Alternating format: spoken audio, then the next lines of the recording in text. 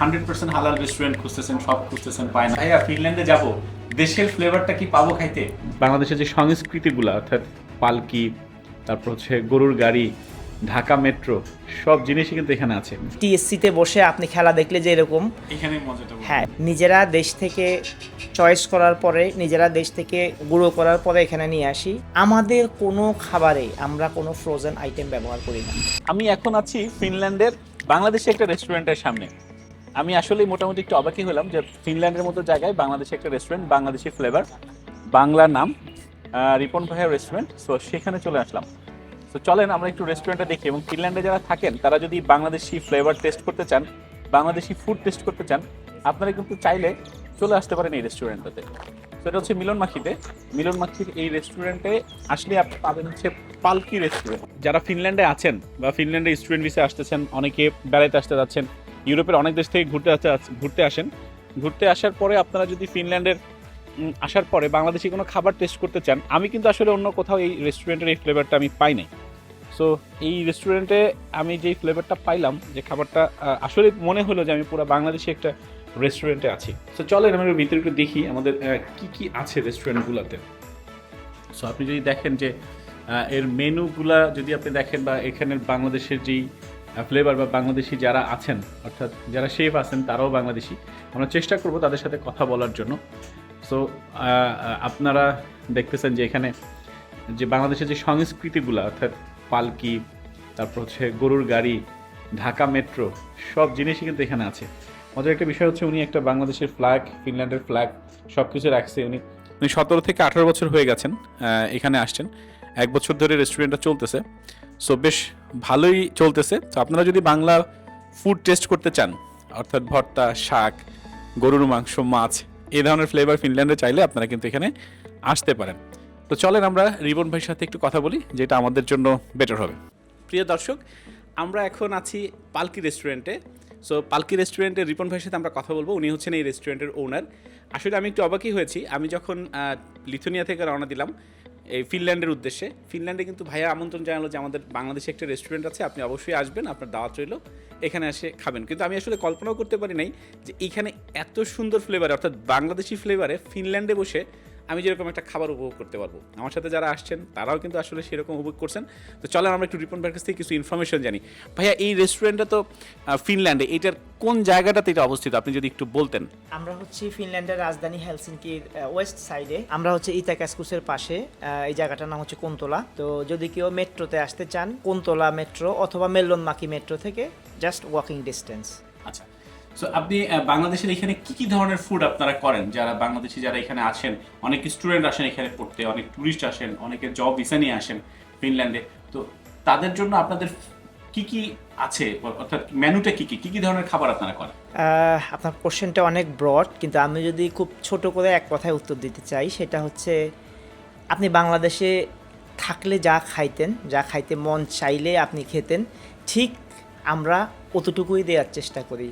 বিরিয়ানি থেকে শুরু করে মোরগ পোলাও, সিঙ্গারা, সমুচা, আমাদের বিখ্যাত মালাই চা বা আমাদের দেশের দুধ চা, রসগোল্লা, রসমালাই, মিষ্টান্ন, গরুর মাংস ভুনা, চিকেন দো পেঁয়াজা, অথবা ইলিশ মাছ।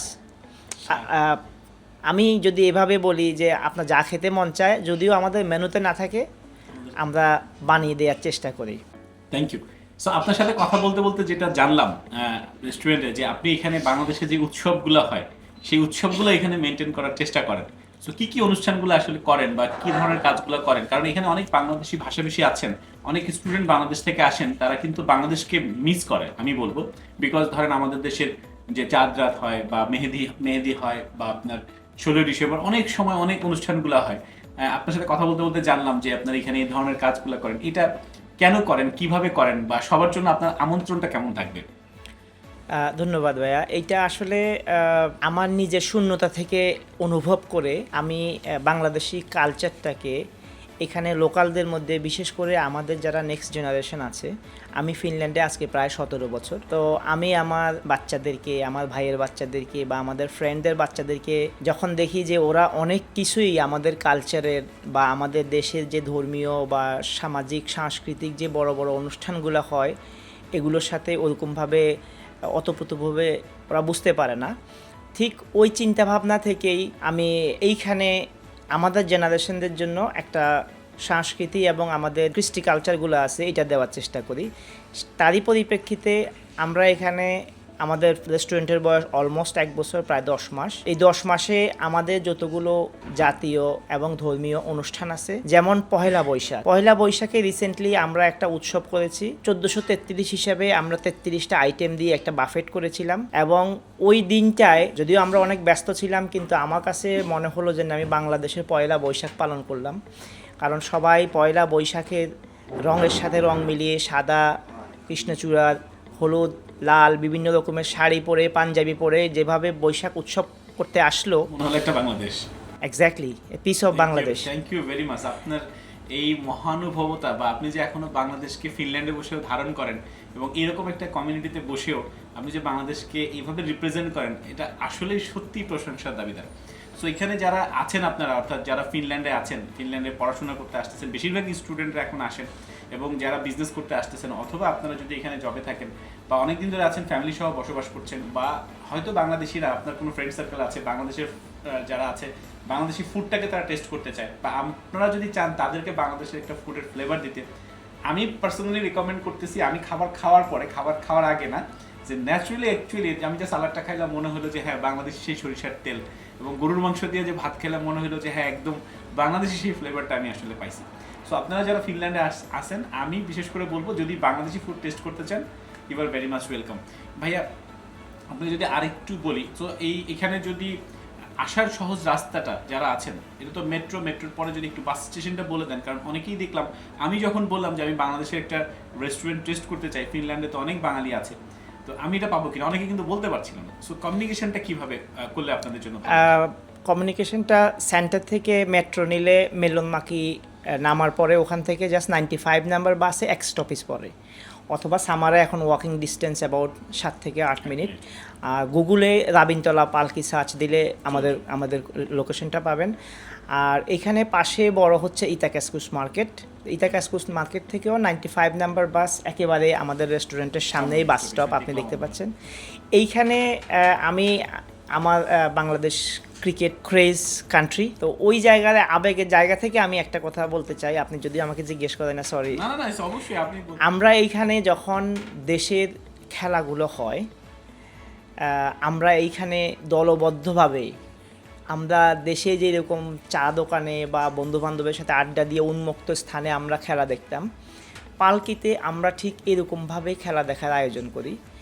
আমাদের এখানে বাংলাদেশ ইন্ডিয়ার যে ফুটবল ম্যাচটা হয়েছিল গত বছর নভেম্বরে, probably literally it was like, মানে আমি কীভাবে মনে হয় আপনি টিএসসিতে বসে আপনি খেলা দেখলে যে এরকম, হ্যাঁ এইখানে সাধারণত ফিনল্যান্ড হচ্ছে খুব কোয়াইট, ওরা খুব শান্ত থাকতে পছন্দ করে। আমরা যেরকম হই হুল্লোড় করা খেলার মধ্যে এই জিনিসগুলো নাই, কিন্তু যারা আমাদের এখানে খেলা দেখতে আসছে তারা মনে হচ্ছে টিএসসিতে বসে ওভাবে খেলা দেখছে, যে গোল হলে যে চিৎকার করা বা উইকেট নিলে বা জিতলে যে চিৎকার করা, যে অনুভূতিটা প্রকাশ করা, এই জিনিসগুলা শুধু যে আমাদের যারা গেস্ট আসে তারা আনন্দ পায় তা নয়, ওনাদের চাইতে আমি আরও অনেক বেশি আনন্দিত হই, এবং আমার মনে হয় যে আমরা যেটুকু চেষ্টা করেছি, আমাদের চেষ্টা কিছুটা হইলেও আমরা সফল হতে পেরেছি।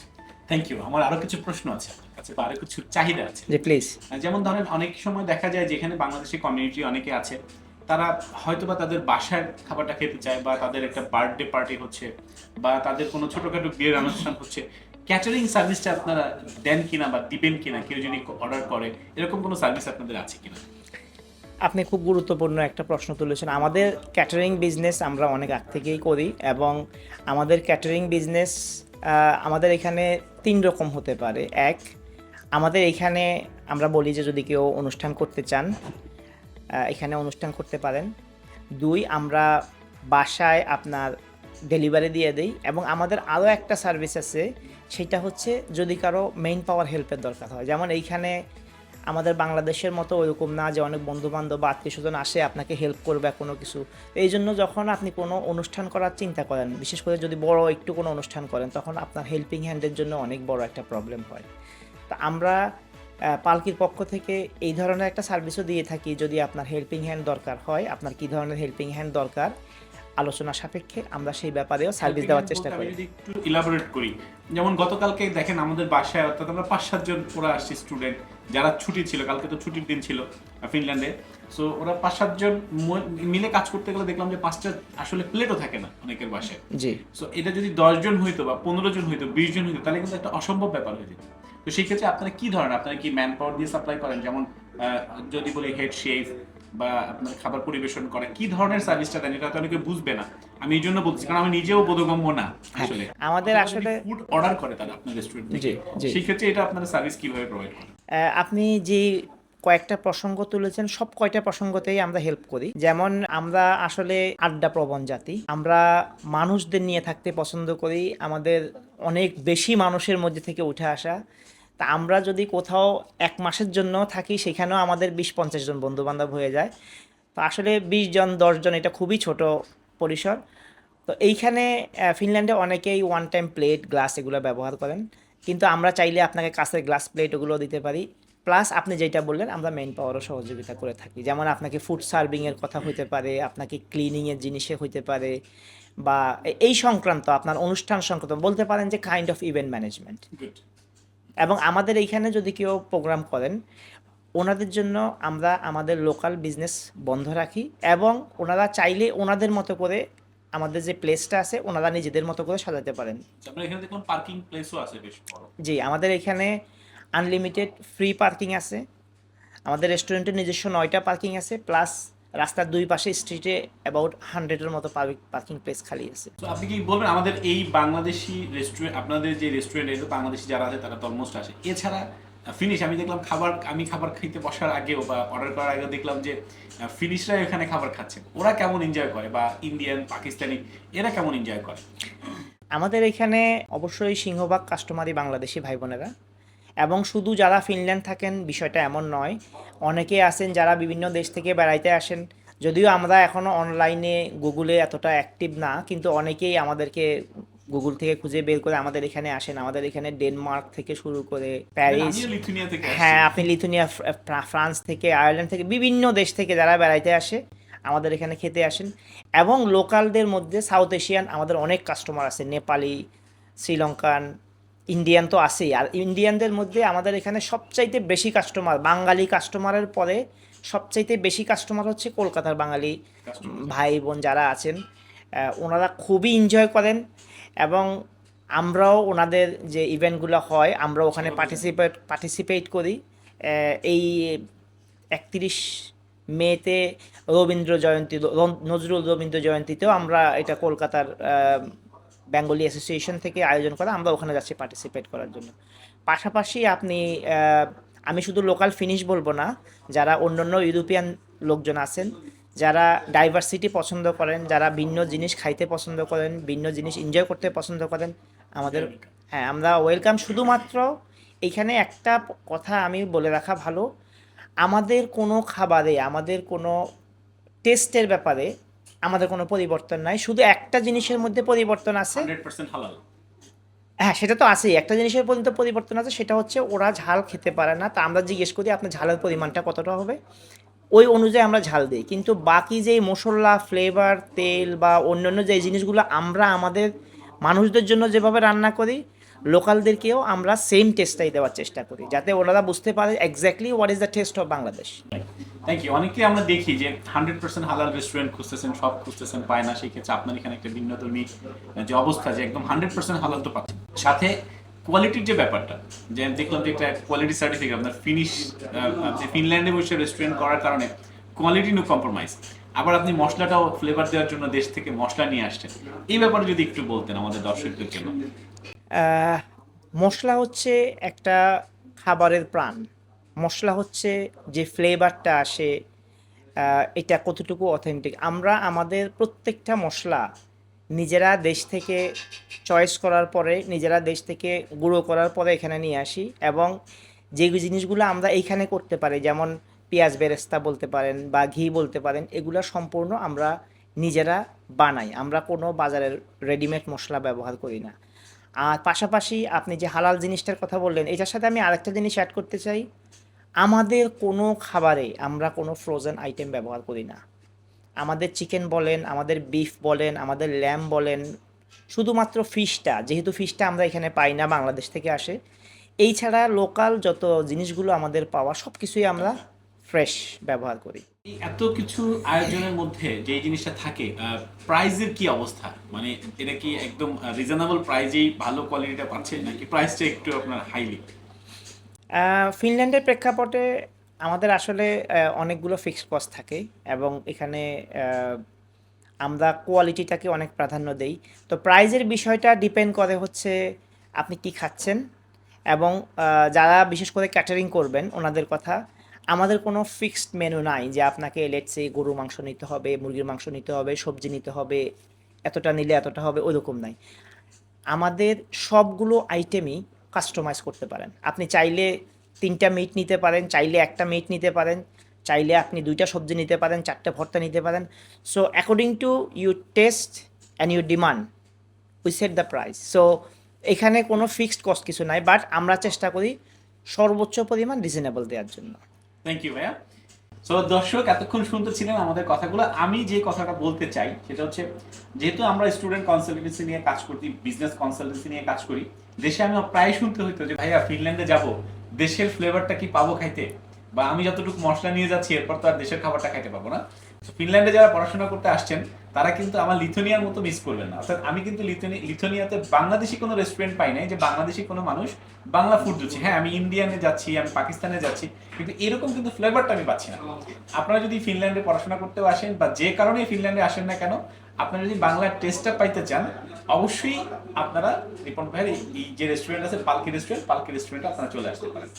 ইভেন ধর আপনারা দেখেন যারা বিশ্বের অন্য অন্য জায়গায় ছড়ায় ছিটে আছেন, এই 29টা কান্ট্রির অনেক দেশেই বাংলাদেশি ভাষাভাষী আছেন, আপনি যদি এরকম কোনো একটা ফ্লেভার ওইখানে দিতে চান, সেই ক্ষেত্রে কিন্তু ভাইয়া হেল্প করবে। ভাইয়ের সাথে কথা হইলো, যদি এরকম কোনো রেস্টুরেন্ট দিতে চান, কোনো পরামর্শ দিতে চান, আমি চেষ্টা করবো ভাইয়ার এই টোটাল যে পেজটা আছে বা নাম্বারটা আছে আমার এই ভিডিওর উপরে বা নিচে কোথাও নাম্বারটা দিয়ে দেওয়ার জন্য আপনারা সরাসরি ওনার সাথে যোগাযোগ করতে পারেন, সরাসরি যোগাযোগ করে ওনার এখানে চলে আসতে পারেন।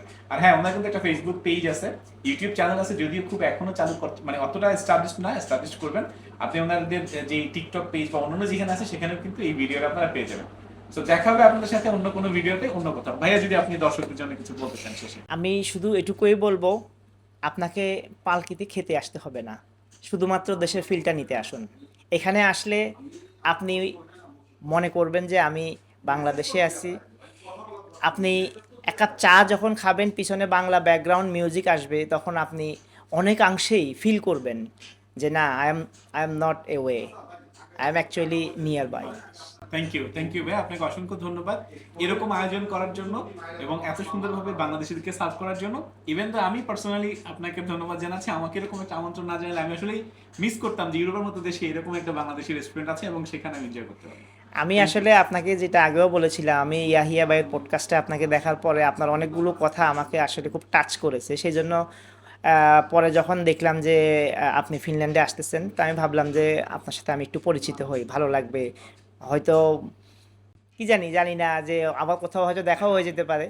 তো সেই জন্য আপনাকে আমন্ত্রণ জানানো। এটার সাথে আমাদের এইটার সাথে কোনো সম্পর্ক নাই, but thank you very much. আপনি আমাদেরকে বা আমাদের পালকিতে আসার পরে আপনি এতটা ভালো লেগেছে যে আপনি এতটা ফিল করেছেন, পালকির পক্ষ থেকে আপনাকে অসংখ্য ধন্যবাদ। বাট যখন এক টুকরো বাংলাদেশ কোথাও আমরা দেখি তখন ফিল করি আমি বাংলাদেশে আছি, বা বাংলাদেশি কাউকে যখন দেখি মনে হয় যে আমি আমার দেশে আছি। সেখানে আপনার এরকম একটা আয়োজন নিঃসন্দেহে প্রশংসার দাবিদার রাখে। অসংখ্য ধন্যবাদ আমার তরফ থেকে, এবং আমার দর্শক যারা আছে অবশ্যই আপনাকে আমন্ত্রণ জানাবে বা আপনাকে অবশ্যই ধন্যবাদ জানাবে যে এরকম একটা কাজ করার জন্য। Thank you very much. আপনাকেও অনেক ধন্যবাদ এবং সবাইকে পালকিতে স্বাগতম। ফিনল্যান্ডে আসলে অন্তত বাংলাদেশ দেখার জন্য, ছোট্ট এক টুকরো বাংলাদেশ দেখার জন্য হলেও পালকি আসবেন। ধন্যবাদ।